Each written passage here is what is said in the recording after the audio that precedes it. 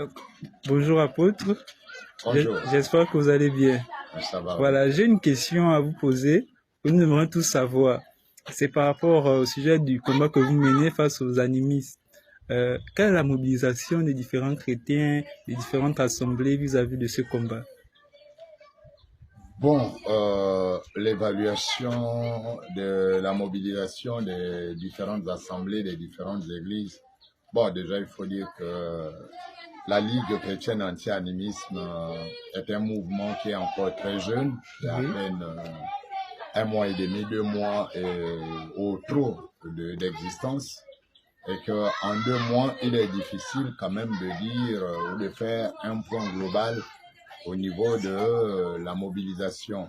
Mais au regard des différents groupes de la Ligue, notamment les groupes WhatsApp de la Ligue, les groupes, les pages Facebook, pages TikTok, YouTube, lorsqu'on regarde le nombre d'abonnés, on regarde la qualité des interventions et les personnes qui interviennent, on peut se satisfaire, on peut être satisfait du nombre et de la qualité des personnes et se dire que c'est un concept qui est en train quand même de faire un bon bout de chemin. Les gens sont en train d'adhérer. Il y en a beaucoup de chrétiens qui ne comprennent pas encore le concept. Il va falloir peut-être qu'on l'explique. Il va falloir quand même qu'on dise aux gens que, en fait, la Ligue chrétienne anti-animisme n'est pas une fédération d'églises, ce n'est pas une assemblée ou une fédération d'églises, c'est plutôt une fédération des chrétiens. Donc, c'est un mouvement qui réunit tous les chrétiens de toute obédience, tous chrétiens de toute assemblée qui se sentent concernés par, on va dire quoi, l'attaque lancée contre l'Église par les animistes, les féticheurs, les ngangas, les sorciers, etc.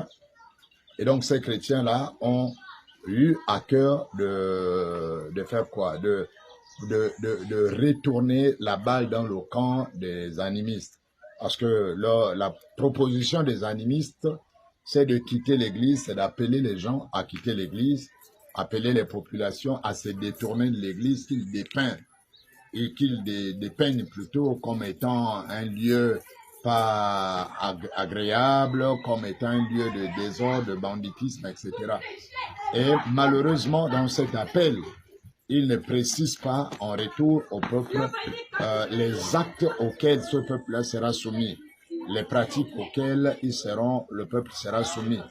Et donc la Ligue anti-animisme s'est donné comme mission de pouvoir mettre sur la table les pratiques obscures, les pratiques ténébreuses, les pratiques de sorcellerie qui sont pratiquées dans l'animisme et que le peuple devrait faire attention à ne pas accepter et suivre ce discours des animistes. Donc l'idée ici, c'est de révéler au monde sans invective, sans insolence, sans insulte, et de révéler aux gens ce qui se passe réellement dans les pratiques, dans les rites initiatiques, dans les traditions animistes, des choses qui sont dangereuses et que les gens devaient connaître avant de les suivre, parce qu'aujourd'hui on constate que c'est beaucoup plus comme un effet de mode. Les gens suivent comme un effet de mode, mais ne savent pas réellement les dangers, les conséquences, n'est-ce pas, des pratiques initiatiques, des pratiques traditionnelles du monde animiste. Donc, voilà un peu l'idée.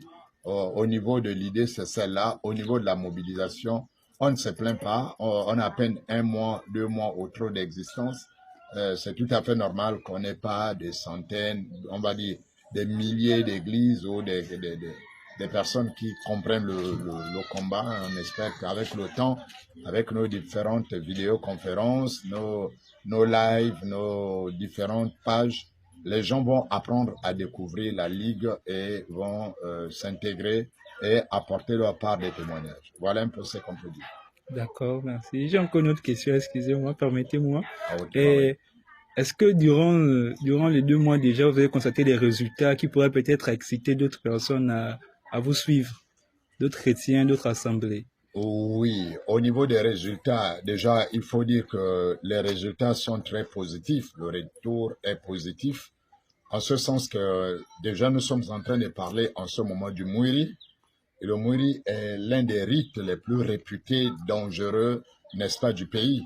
Le simple fait d'ouvrir la caméra et d'exposer ce rite dans sa genèse, dans son initiation, dans les pratiques, c'est déjà un grand résultat, c'est déjà une grande victoire, il faut l'avouer. Ensuite, on a des contacts avec, on a des anciens initiés de ces milieux-là qui s'adonnent. Donc, on a de plus en plus de personnes qui se donnent, qui s'adonnent, qui viennent, qui se présentent à la Ligue, qui s'engagent, qui donnent leurs témoignages, qui nous donnent des informations, parce qu'il faut dire que nous ne sommes pas évidemment initiés à tous les rites possibles du Gabon. Donc, si vous voyez qu'on a une panoplie parfois d'informations, ce n'est pas nécessairement des informations que nous avons de nous-mêmes.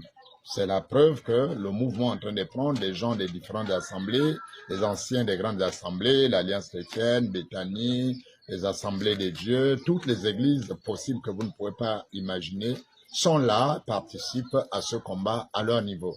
Donc, le retour est positif, il est encourageant, et c'est d'ailleurs l'occasion de lancer un appel vibrant à tous les frères, à tous les chrétiens, des différentes assemblées, sans exception, sans exclusivité, n'est-ce pas, à soutenir, à s'engager dans ce combat de la Ligue. S'engager pour nous, c'est apporter son soutien, apporter son témoignage pour ceux qui ont été initiés à quelque chose, apporter le témoignage du dévoilement de comment ça se passe là-bas, et ensuite, c'est apporter le témoignage des pratiques non initiatiques, mais qui sont des habitudes, par exemple, qu'on peut décrire dans votre peuple, dans votre tradition, dans votre village. Par exemple, on a vu la pratique qui consiste à bastonner la mère pour un circoncis quota, par exemple. Vous voyez?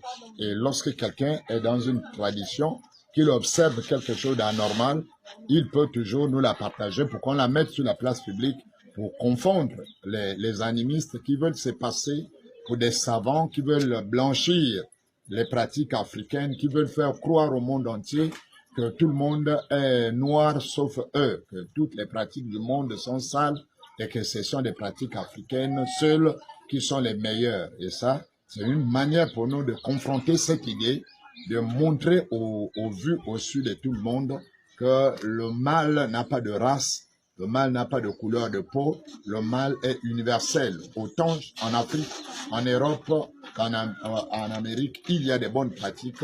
Autant dans ces différentes localités, il y a aussi des mauvaises pratiques. Et quand c'est mauvais partout.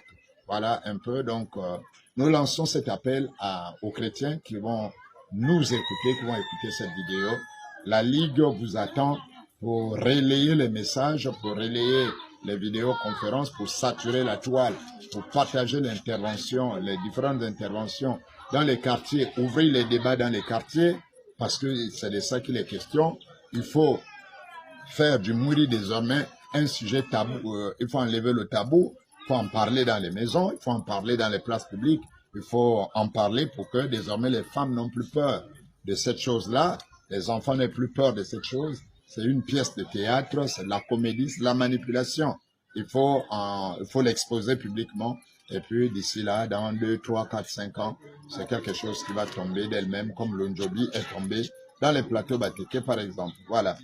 Voilà ce qu'on peut dire. D'accord, merci à pour votre intervention. Merci, c'est moi qui vous remercie. Bonne journée.